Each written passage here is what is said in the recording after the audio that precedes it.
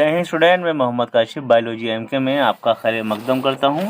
आज हम कक्षा 10 विज्ञान के रसायन विज्ञान, देखिए क्योंकि विज्ञान के 3 पार्ट्स हैं, जिसमें पहला भौतिक विज्ञान, दूसरा रसायन विज्ञान और तीसरा जीव विज्ञान। तो इससे पहले वीडियो में हम objective type question physics, chemistry और बायोलॉजी यानी भौतिक विज्ञान, रसायन विज्ञान और जीव विज्ञान के 25 डाल चुके हैं। अब हम इस वीडियो में आपको कक्षा 10 विज्ञान के रसायन विज्ञान के शॉर्ट क्वेश्चन आपको हम बताएंगे। ठीक है, शॉर्ट क्वेश्चन तो और वेरी इंपॉर्टेंट क्वेश्चन है, मोस्ट इम्पोर्टेंट क्वेश्चन है ये। इनको देखिए। सबसे पहला क्वेश्चन है, जुगनू रात को क्यों चमकते हैं। बहुत अच्छा क्वेश्चन है। देखिए आंसर क्या है कि जुगनू में क्या होती है, ल्यूसीफेरस नामक एक प्रोटीन पाई जाती है। ल्यूसीफेरस प्रोटीन पाई जाती है जिसका एक एंजाइम की उपस्थिति में ऑक्सीकरण हो जाता है और इस रासायनिक अभिक्रिया के दौरान दृश्य प्रकाश का उत्सर्जन यानी दृश्य प्रकाश निकलता है इस ल्यूसीफेरस प्रोटीन के कारण, जिससे जुगनू रात में चमक उठते हैं। अगला क्वेश्चन है हमारा, वियोजन अभिक्रिया को उदाहरण सहित समझाइए। ठीक है, तो वियोजन क्रिया क्या है। देखिए ऐसी रासायनिक अभिक्रियाएं जिनमें कोई पदार्थ वियोजित यानी टूटकर 2 या 2 से अधिक पदार्थ उत्पन्न करता है, क्या कहलाता है, वियोजन अभिक्रियाएं कहलाती हैं। अब एग्जाम्पल देखिए, NH4Cl जिसे हम अमोनियम क्लोराइड कहते हैं, जब इसे गर्म किया तो क्या बन गया, ये NH3 + HCl में टूट गया। NH3 क्या है, अमोनिया गैस, HCl क्या है, हाइड्रोक्लोरिक अम्ल। लेकिन जब हम इसको ठंडा करेंगे NH3 और HCl को, तो दोबारा फिर अमोनियम क्लोराइड बन जाएगा यानी NH4Cl बन जाएगा। नौसादर कहते हैं इसे। अगला क्वेश्चन हमारा शॉर्ट है, विस्थापन अभिक्रिया किसे कहते हैं। विस्थापन अभिक्रिया देखिए क्या है, ऐसी अभिक्रियाएं जिसमें अधिक क्रियाशील पदार्थ कम क्रियाशील पदार्थ को उसके यौगिक से अलग कर देता है, तो ऐसी अभिक्रिया को हम विस्थापन अभिक्रिया कहते हैं। एग्जाम्पल के तौर पर Fe + CuSO4। अब ये आयरन ज़्यादा क्रियाशील है, CuSO4 में से क्या करेगा, ये SO4 को यानी Cu यानी कॉपर को अलग कर देगा। देखिए Fe + CuSO4, FeSO4 + कॉपर यानी Cu, इसने कॉपर को इसके यौगिक में से क्या कर दिया, अलग कर दिया। तो ऐसे अभिक्रिया को हम विस्थापन अभिक्रिया कहते हैं। अगला क्वेश्चन इसी तरह से, द्विविस्थापन अभिक्रिया से आप क्या समझते हैं। इंपॉर्टेंट, सारे इंपॉर्टेंट क्वेश्चन मिलेंगे आपको। देखिए ऐसी अभिक्रियाएं जिसमें अभिकारकों के बीच आयनों का आदान प्रदान होता है, लेन देन होता है, द्विविस्थापन अभिक्रियाएं कहलाती हैं। Na2SO4 यानी सोडियम सल्फेट क्रिया करता है BaCl2 यानी बेरियम क्लोराइड से, तो क्या बनता है, ये आदान प्रदान हो जाता है आयनों का। क्या देखिए BaSO4 बना + 2NaCl यानी BaSO4 यानी बेरियम सल्फेट और NaCl यानी सोडियम क्लोराइड। अगला क्वेश्चन हमारा इसी में से है और ये जो क्वेश्चन है, ये भी जितने भी मैं क्वेश्चन यहाँ पर आपको बता रहा हूँ सारे के सारे क्वेश्चन इंपॉर्टेंट क्वेश्चन हैं और इसमें उसी कड़ी में यहाँ पर क्वेश्चन नंबर 5 है, ऑक्सीकरण या उपचयन अभिक्रिया क्या है। यानी ऑक्सीकरण अभिक्रिया के नाम से भी आ सकता है ये और उपचयन अभिक्रिया के नाम से भी आ सकता है। तो ये क्या है कि वह अभिक्रिया जिसमें पदार्थों से ऑक्सीजन का योग यानी ऑक्सीजन जुड़ती है या हाइड्रोजन का हाइड्रोजन अलग हो जाती है या नुकसान होता है हाइड्रोजन का, उसको हम ऑक्सीकरण या उपचयन अभिक्रिया कहते हैं। देखिए 2Cu + O2 = 2CuO यानी कॉपर जब ऑक्सीजन से क्रिया करता है तो क्या बनाता है, कॉपर ऑक्साइड बनाता है। अगला अपचयन क्या है, समझाइए। तो देखिए वह अभिक्रिया जिसमें पदार्थों से हाइड्रोजन का योग होता है और ऑक्सीजन की हानि होती है यानी ऑक्सीजन का ह्रास या हाइड्रोजन का योग होता है, तो क्या कहलाती है ऐसी अभिक्रियाएं, अपचयन अभिक्रिया कहलाती है। यानी उपचयन की अपचयन जो क्रिया है वो कैसी है, उल्टी है। देखिए यहाँ पर CuO + H2 यानी कॉपर ऑक्साइड ने जब हाइड्रोजन गैस से क्रिया करी तो ये क्या बना, कॉपर + जल यानी कॉपर और जल में ये अलग हो जाता है, कॉपर अलग हो गया और जल इसमें बना। अगला है यहाँ पर रेडॉक्स यानी हमारा क्वेश्चन नंबर 7 है, रेडॉक्स अभिक्रिया को समझाइए। रेडॉक्स अभिक्रिया को हम उपचयन और अपचयन अभिक्रिया के नाम से भी जानते हैं, क्योंकि इसमें उपचयन भी पाया जाता है और अपचयन भी पाया जाता है। तो ये क्या है, वे अभिक्रिया जिसमें एक अभिकारक का ऑक्सीकरण तथा दूसरे अभिकारक का क्या होता है, अपचयन होता है, ऐसी अभिक्रियाओं को हम रेडॉक्स अभिक्रिया कहते हैं, या इसे उपचयन अपचयन अभिक्रिया भी कह सकते हैं।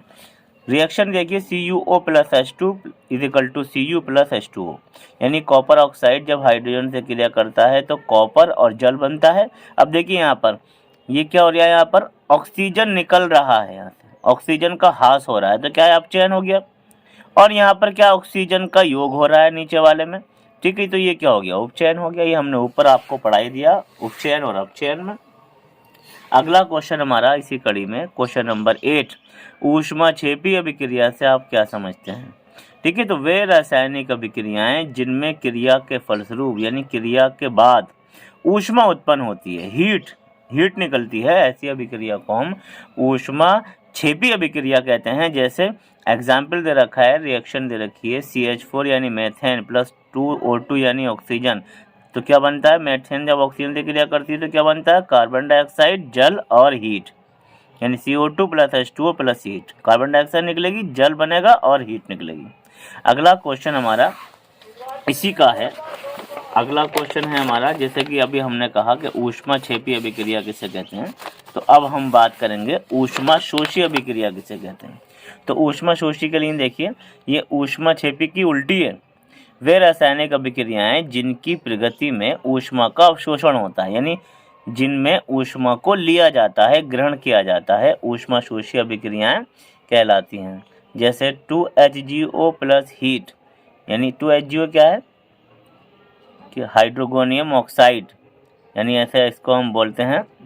और जब ये ग्रहण करता है हीट यानी ऊष्मा को ग्रहण करता है तो क्या बनता है, 2Hg प्लस O2, ठीक है, यानी पारा और ऑक्सीजन गैस, ठीक है। Hg किसका प्रतीक होता है, पारे का। इसके बाद अगला क्वेश्चन है हमारा, कंकाली रासायनिक समीकरण किसे कहते हैं। तो असंतुलित रासायनिक समीकरणों को ही कंकाली रासायनिक समीकरण कहा जाता है। असंतुलित यानी जो समीकरणें संतुलित नहीं होती उन्हें हम असंतुलित समीकरण कहते हैं, या कंकाली रासायनिक समीकरण भी कहते हैं। अगला क्वेश्चन हमारा जो है क्वेश्चन नंबर 11। तो क्वेश्चन नंबर 11 क्या है, संकलन अभिक्रिया पर संक्षिप्त टिप्पणी लिखिए। तो संकलन अभिक्रिया को हम संयोजन अभिक्रिया भी कह सकते हैं, योगात्मक अभिक्रिया भी कह सकते हैं। अच्छा क्वेश्चन है, ये भी कई बार आया है बोर्ड में। जब 2 या 2 से अधिक पदार्थ परस्पर क्रिया करके एकल पदार्थ का निर्माण करते हैं तो ऐसी अभिक्रिया को हम संकलन अभिक्रिया या संयोजन अभिक्रिया कहते हैं। एग्जाम्पल बहुत आसान दे रखा है, C plus O2 is equal to CO2, यानी कार्बन जब ऑक्सीजन से क्रिया करता है तो कार्बन डाइऑक्साइड बनता है। अगला है, संक्षारण से आप क्या समझते हैं, उदाहरण भी दीजिए। तो संक्षारण की परिभाषा देखिए, जब कोई धातु अपने आसपास अम्ल, आर्द्रता यानी नमी आदि के संपर्क में आती है तब इनका क्षरण यानी नष्ट होना शुरू हो जाता है, इसे ही संक्षारण कहते हैं। यानी जब कोई धातु नमी से क्रिया करती है, नमी यानी जल, और या अम्ल से क्रिया करती है तो उसका क्षरण शुरू हो जाता है, वह नष्ट होना शुरू हो जाती है, और इस प्रक्रिया को ही हम संक्षारण कहते हैं। एग्जाम्पल के तौर पर लोहे पर जंग लगना। अगला क्वेश्चन, विकृत गंधता को उदाहरण सहित समझाइए। तो विकृत गंधता क्या है, जब वसा तथा तेलीय खाद्य पदार्थों को लंबे समय तक रखा जाता है तब ये उपचयित होकर, यानी ऑक्सीजन जुड़ जाती है इसमें, उपचयित होकर दुर्गंधमय हो जाते हैं। दुर्गंधमय मतलब इसमें बदबू आने लगती है, इनका स्वाद भी बदल जाता है। जब दुर्गंध होगा स्वाद 100% बदलेगा, तो इस प्रक्रिया को ही हम विकृत गंधता कहते हैं। उदाहरण, नमकीन, चिप्स जैसे खाद्य पदार्थों को लंबे समय तक रखने से वे दुर्गंध में हो जाते हैं। अगर उनकी डेट निकल जाती है, 6 महीने का है, 3 महीने लिखी हुई है एक्सपायरी डेट, या 6 महीने लिखी हुई है, तो डेट से एक्सपायर हो जाते हैं तो वे कैसे हो जाते हैं, दुर्गंध में हो जाते हैं, यानी उनमें बदबू आने लगती है। अगला क्वेश्चन है हमारा, उदासीनीकरण अभिक्रिया से आप क्या समझते हैं। तो देखिए, अम्ल तथा क्षार की अभिक्रिया से लवण तथा जल बनने की अभिक्रिया को ही हम उदासीनीकरण अभिक्रिया कहते हैं। यानी अम्ल जब क्षार से क्रिया करता है तो लवण और जल बनता है और ये अभिक्रिया ही उदासीनीकरण अभिक्रिया कहलाती है। एग्जाम्पल के तौर पर NaOH ये जो क्षार हो गया सोडियम हाइड्रोक्साइड प्लस HCl ये अम्ल हो गया, हाइड्रोक्लोरिक अम्ल दोनों ही प्रबल हैं, ये प्रबल क्षार है ये प्रबल अम्ल है, तो क्या बना NaCl यानी लवण, सोडियम क्लोराइड प्लस H2O यानी जल। ठीक, अब अगला क्वेश्चन हमारा, ये भी बहुत इंपॉर्टेंट क्वेश्चन है हमारा, कई बार ये एग्जाम में पूछा गया है। तो ये क्वेश्चन है हमारा सूचक। देखिए सूचक यानी इंडिकेटर किसे कहते हैं, सूचक यानी इंडिकेटर किसे कहते हैं, तो सूचक एक रंजक या रंजकों का मिश्रण होता है जिनका, रंजक कहते हैं रंगने वाला, जिनका उपयोग अम्ल व क्षारक की उपस्थिति का पता लगाने में किया जाता है। यानी ये अम्ल है या क्षार, इसका पता लगाने के लिए जिस रंजक का इस्तेमाल किया जाता है उसी को हम सूचक या इंडिकेटर कहते हैं। जैसे लिटमस पत्र, लिटमस पत्र दो प्रकार के होते हैं, नीला लिटमस पत्र और लाल लिटमस पत्र। इसके अलावा हल्दी, ठीक है, मैथिल ऑरेंज, फिनॉल फिथिलीन, लाल पत्ता गोभी। अब इसमें जो हल्दी और लाल पत्ता गोभी है ये प्राकृतिक सूचक हैं और लिटमस पेपर, मेथिल ऑरेंज और फिनॉल फिथिलीन ये कृत्रिम सूचक हैं। अगला क्वेश्चन, प्लास्टर ऑफ पेरिस खाने का सोडा जिसे हम बेकिंग सोडा कहते हैं, ब्लीचिंग पाउडर जिसे हम व्यंजक चूर्ण कहते हैं, व धावन सोडा जिसे हम कपड़े धोने का सोडा भी कहते हैं, इनके अणुसूत्र और इनके रासायनिक नाम लिखने हैं। तो प्लास्टर ऑफ पेरिस का रासायनिक पहले इसका अणुसूत्र है CaSO4 × ½ H2O। इसका रासायनिक नाम है कैल्शियम सल्फेट हेमीहाइड्रेट। खाने वाला सोडा का सूत्र है NaHCO3 और इसका नाम है सोडियम बाइकार्बोनेट या इसे सोडियम हाइड्रोजन कार्बोनेट भी कह सकते हैं। अगला है ब्लीचिंग पाउडर, इसका सूत्र है CaOCl2 और इसका रासायनिक नाम है कैल्शियम ऑक्सीक्लोराइड। अगला है धावन सोडा, ठीक है, इसका सूत्र है Na2CO3 × 10H2O और इसका रासायनिक नाम है सोडियम कार्बोनेट डेकाहाइड्रेट। अगला हमारा क्वेश्चन है क्या होता है जब, कई सारी समीकरण लेके आए हैं हम यहाँ पर, एक एक समीकरण को हम आपको बताएंगे यहाँ पर। तो पहली समीकरण अगर हम बात करें तो पहली समीकरण, ये जितनी भी समीकरण आपको मिलेंगी यहाँ पर सारे की सारी इंपॉर्टेंट हैं। तो पहली समीकरण है हमारी, धावन सोडे को वायु में रखा जाता है, ठीक है। तो यार समीकरण देखिए इसकी, Na2CO3 × 10H2O धावन सोडा का सूत्र हो गया ये। तो जब इसको हमने वायु में रखा तो क्या बना, Na2CO3 × H2O + 9H2O यानी सोडियम कार्बोनेट का इसमें एक जल का अणु प्राप्त हुआ और 9 जल के अणु इसमें से निकल गए। 10 है ना, यहाँ पर एक अणु सोडियम कार्बोनेट के साथ रहा और इसके 9 क्रिस्टलन जो अणु हैं जल के वो अलग हो गए। इसके बाद सोडियम बाइकार्बोनेट को गर्म करते हैं, यानी खाने वाले सोडे को गर्म किया जाता है। तो इसकी समीकरण लिखनी है 2NaHCO3, ये सोडियम बाइकार्बोनेट हो गया, खाने वाला सोडा क्या बना, Na2CO3 sodium carbonate plus H2O जल प्लस CO2 यानी कार्बन डाइऑक्साइड। अगला है चूने के पत्थर को गर्म किया जाता है, चूना पत्थर जिसे हम खड़िया भी कहते हैं, और चूना पत्थर खड़िया चौक को कहा जाता है। और एक और है संगमरमर, सफ़ेद संगमरमर, सबका सूत्र एक ही होगा CaCO3 कैल्शियम कार्बोनेट। इसको जब हम 1273 केल्विन पर गर्म करते हैं तो ये कैल्शियम ऑक्साइड यानी चूना जिसे कलई चूना कहते हैं प्लस CO2 यानी कार्बन डाइऑक्साइड में टूट जाता है। क्या बनता है, कैल्शियम कार्बोनेट को 1273 केल्विन पैमाने पर गर्म करेंगे तो ये बनेगा चूना, कलई चूना CaO प्लस कार्बन डाइऑक्साइड। अगला है जिंक की सोडियम हाइड्रोक्साइड से क्रिया की जाती है। जिंक धातु है, सोडियम कार्बोनेट की सोडियम हाइड्रोक्साइड क्या है, ये क्षार है और प्रबल क्षार है। तो क्या बना, देखिए Zn + 2NaOH = Na2ZnO2 + H2O यानी ये सोडियम जिंकेट बना आपका। Na2ZnO2 क्या है, सोडियम जिंकेट प्लस H2O यानी जल। अगला क्वेश्चन इसमें क्या होता है, जब में बुझे चूने पर क्लोरीन गैस प्रवाहित की जाती है तो बुझे चूने का सूत्र क्या है, CaOH का होल ट्वाइस, ठीक है, इसे चूने का पानी भी कहा जाता है। तो CaOH का whole twice plus Cl2 chlorine gas प्रवाहित की गई, क्या बना CaOCl2 यानी ब्लीचिंग पाउडर, यानी इसका नाम क्या है, कैल्शियम ऑक्सीक्लोराइड प्लस H2O यानी जल, यानी ब्लीचिंग पाउडर बनाने की ये विधि भी है। अगला जिप्सम को 373 केल्विन पैमाने पर गर्म करते हैं तो क्या होता है, जिप्सम का सूत्र है CaSO4 × 2H2O। इसका नाम वैसे तो कैल्शियम सल्फेट डाइहाइड्रेट है।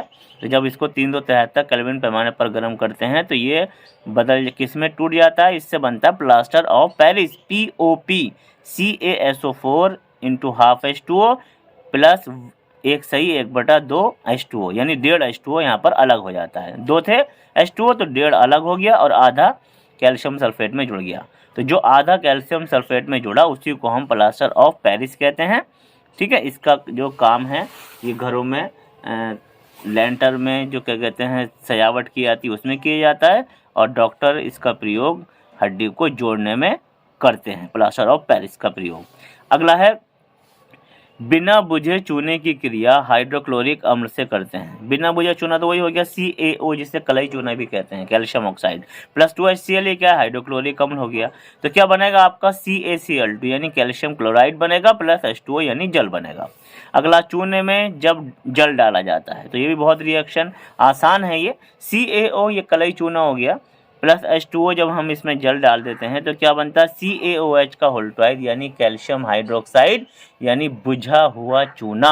और क्या निकलती है इसमें, तो हीट निकलती है, यानी चूना का पानी तो गर्म हो जाता है।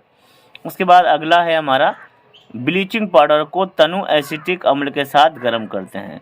तो ब्लीचिंग पाउडर का सूत्र रहेगा आपका CaOCl2 प्लस CH3COOH, क्या है ये, एसिटिक अम्ल का सूत्र है। दोनों की क्रिया करी तो क्या बना, CH3COO का होल ट्वाइस Ca, यानी कैल्शियम एसिटेट के नाम से जाना जाता है इसे।